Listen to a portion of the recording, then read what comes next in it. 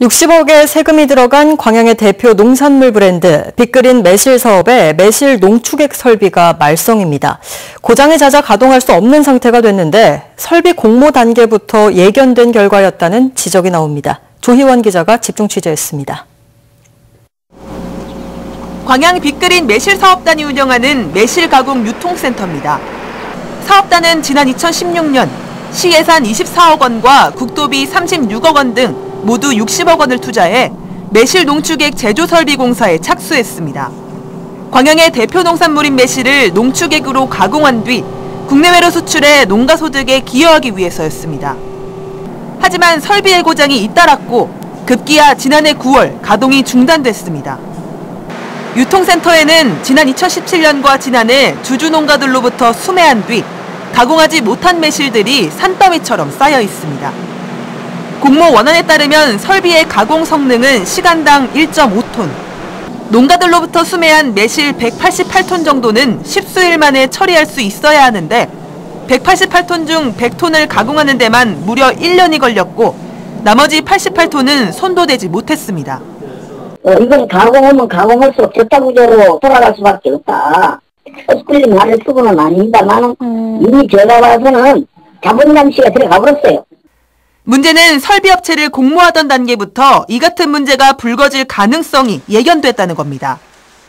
지난 2016년 6월 빅그린 매실 사업단이 매실 농축액 제조 설비 제작 및 설치 입찰 공고를 내자 성능평가 항목이 비전문적이라는 지적이 잇따랐습니다.